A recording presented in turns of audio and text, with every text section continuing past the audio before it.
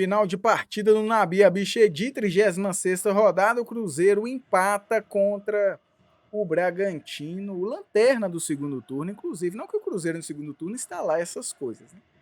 Mas é isso, Red Bull, Bragantino e Cruzeiro empataram por 1-1 e o Cruzeiro só não perdeu porque achou um golzinho ali, né?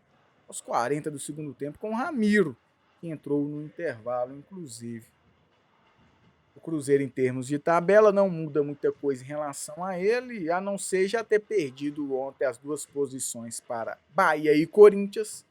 O Cruzeiro permanece na nona colocação, em vez de 2 pontos atrás, 1 ponto atrás de ambas as equipes que se enfrentarão na próxima rodada. Talvez é uma possibilidade do Cruzeiro, apesar que é contra o Palmeiras, tentar voltar ao G7 ou G8.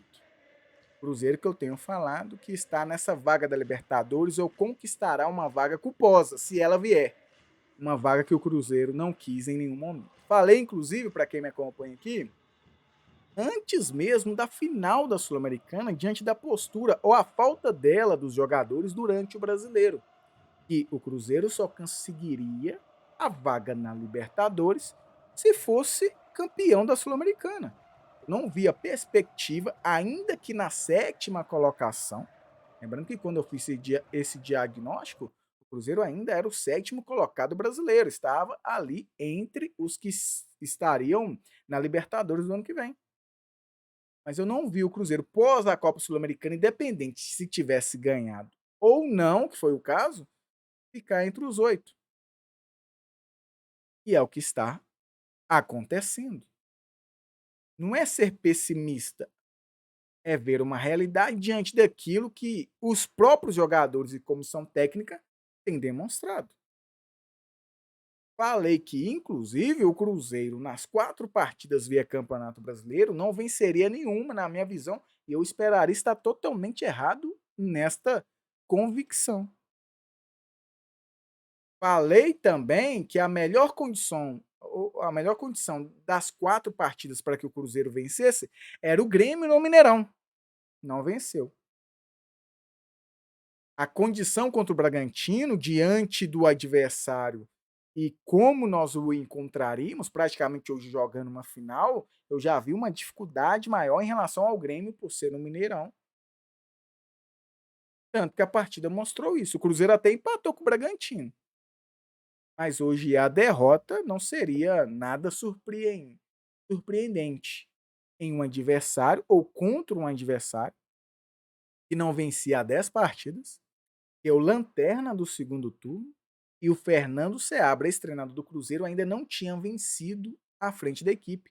Continuou não vencendo, mas quase que o Cruzeiro proporcionou isso ao Fernando Seabra, ao Bragantino, que é o lanterna desse segundo turno. Trazendo para o Cruzeiro, não vejo perspectiva de melhoras, não vejo uma evolução tática. Evolução citada pelo Fernando Diniz contra o Criciúma na vitória, que o Cruzeiro não mereceu, que eu também citei aqui, apesar de ter vencido, eu não vi evolução.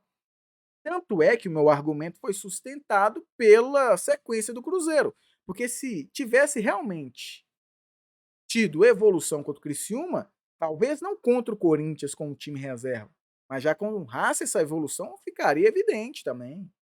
Se o time evoluiu, continuaria evoluindo. Contra o Grêmio também.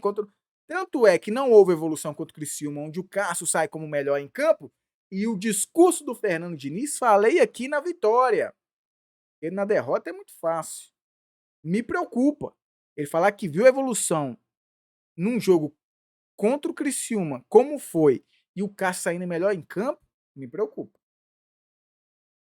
O discurso era ali, ó, até vencemos, mas tivemos muito erro com todo o respeito do Criciúma, que não tem feito um bom segundo turno. Não merecemos a vitória hoje. Se não fosse Cássio, estaríamos aqui lamentando um empate, talvez até uma derrota.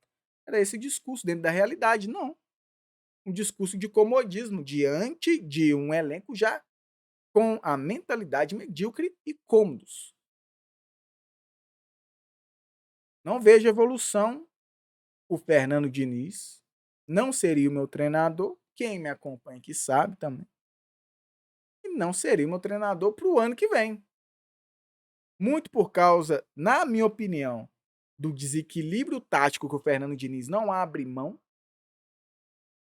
E eu não vejo a capacidade nem deste ano e nem no ano que vem, fazer um Cruzeiro organizado e vencedor, sem os reforços prometidos ou com os reforços do planejamento do ano que vem. O Cruzeiro empata com o Red Bull Bragantino. Agora é Palmeiras e Juventude. O Cruzeiro venceu o Palmeiras, ele estará de volta ao G8, por causa de Corinthians e Bahia que se enfrentarão na Neoquímica Arena. Fato é, o Cruzeiro vencerá o Palmeiras. Detalhe, a CBF soltou um comunicado que será um jogo de portões fechados. Farei um vídeo sobre isso. Um atestado, né? Um atestado de incapacidade do Ministério Público de Minas Gerais e da Polícia Militar, entre outros órgãos, de ter essa partida, e vou trazer argumentos aqui para sustentar meu argumento, inclusive. Mas o Cruzeiro, você acha que venceria o Palmeiras? Ou vencerá o Palmeiras jogando essa bolinha?